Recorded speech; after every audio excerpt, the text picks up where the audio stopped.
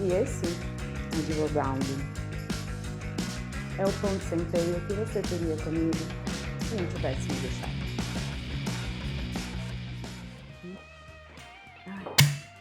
Aquela não sabe nem abrir uma garrafa.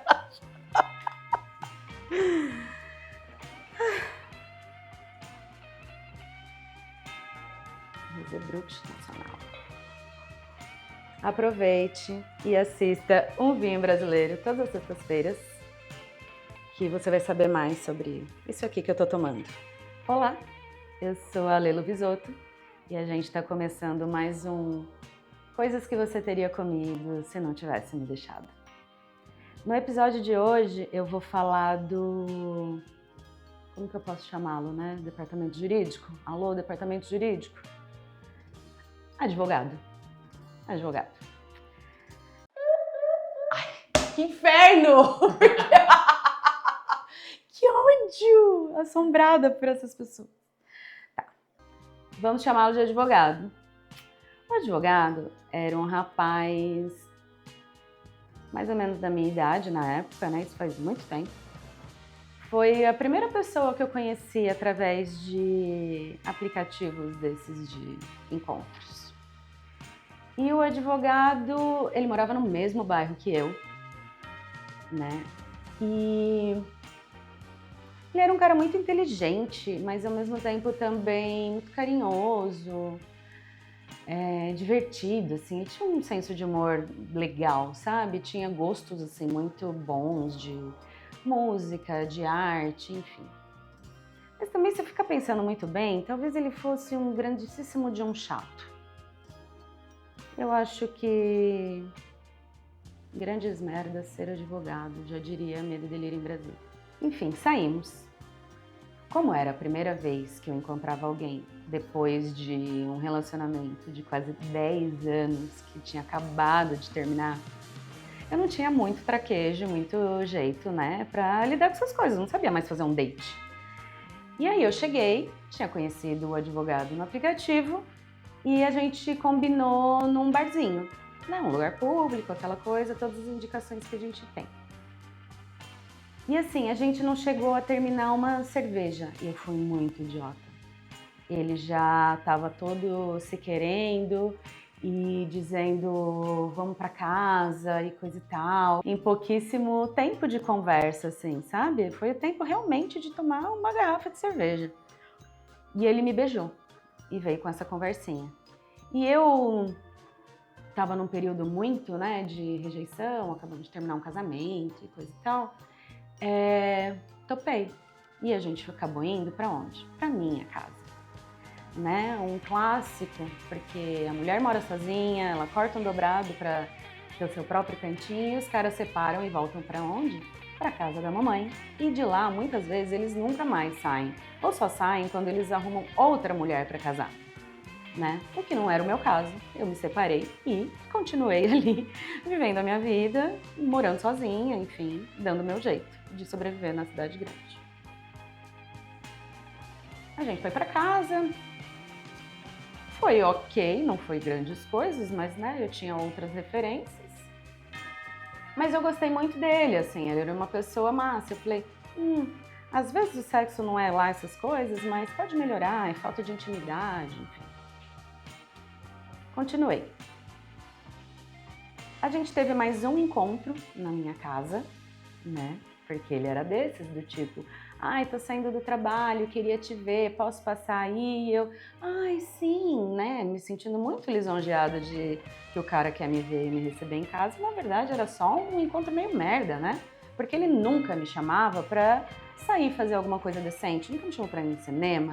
A gente nunca foi num restaurante, numa exposição, qualquer evento que seja. E eu fui entendendo depois de algum tempo que existem, né, essas pessoas que te mantêm no sigilo.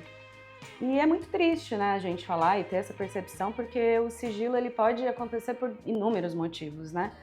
Por que a pessoa não quer te assumir, não é mesmo? E no meu caso, na época, eu tinha uma questão, né, muito grande com obesidade. E também pensei, o cara pode ser meio racista, enfim, coisas que a gente pensa hoje. Mas era isso, os encontros eram todos na minha casa. A gente teve ali uns 3, 4 encontros, até que eu combinei um café da manhã com ele, né? A gente gostava muito de tomar café da manhã e a gente conversou muito sobre isso. E um dia eu marquei. Falei, vem tomar um café em casa.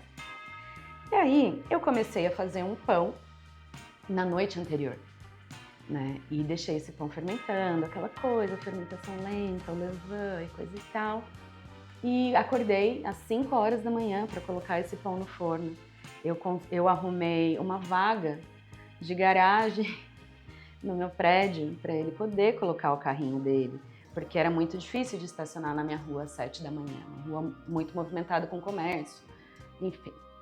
E esse pão assado, ele ainda estava complementando ali naquela mesa, uma geleia francesa, uma manteiga artesanal, o queijinho mineiro que eu trouxe do interior, aquela coisa toda, uma mesa bem gostosa. E sabe o que aconteceu? Eu levei um bolo. E não era assim um bolo de fubá com goiabada, né, que é o meu favorito. Foi esse bolo metafórico mesmo que o advogadinho me deu. Ele simplesmente não apareceu para o nosso café da manhã às 7h30 da manhã, que era o combinado. Eu fiquei muito triste. A única coisa que eu consegui fazer foi comer uma banana, tomar um café preto e levar esse pão maravilhoso para os meninos da portaria. E eles se deliciaram, adoraram, enfim, o pão foi muito bem aproveitado. Apenas no dia seguinte, esse filho da mãe desse advogado me mandou uma mensagem justificando, no dia seguinte, dizendo que ele estava com um dia muito corrido, que ele tinha acordado tarde, que ele precisava ir mais cedo para o trabalho e por isso que ele não foi tomar o café da manhã comigo. Mas custava avisar? Eu nunca engoli essa desculpa. Mas não vou dizer que não errei de novo, não é mesmo? Afinal, não à toa a gente tem aqui uma série de vídeos falando sobre bolos e afins e não necessariamente um bolo que a gente gosta de levar. E na receita de hoje, então, a gente vai ficar com o pão de centeio que o advogado nunca comeu. Para o pão de centeio, a gente vai precisar de 60 gramas de farinha de centeio, 60 gramas ou 60 ml de água morna, 5 gramas ou metade de um sachê de fermento biológico seco.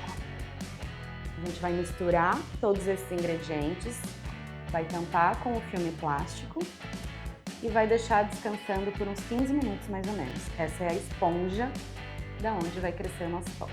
E deixa descansar por 15 minutos. Numa outra vasilha, a gente vai ter 400 gramas de farinha de trigo, aquela esponja de farinha de centeio que já cresceu por 15 minutos. Vamos juntar o sal e a água aos poucos, até dar o ponto. Amassou, misturou. A gente vai sovar até desgrudar das mãos. A gente pode tirar a massa da vasilha e colocar a massa na bancada com um pouco de farinha. Misturou tudo, parou de grudar nas mãos. É só fazer uma bolinha, voltar para a tigela, colocar um filme plástico e deixar descansar por mais ou menos uns 30 minutos.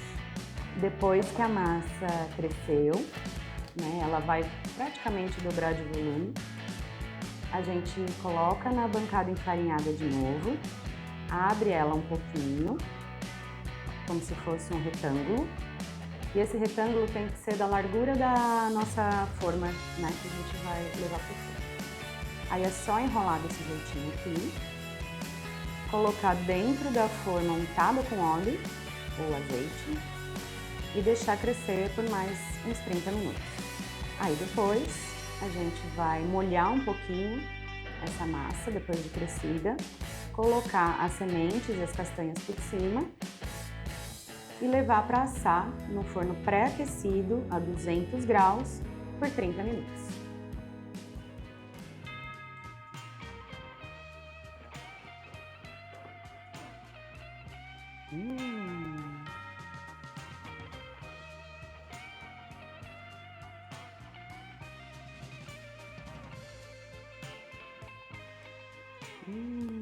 Olha que delicinha, chega a manteiga derrete.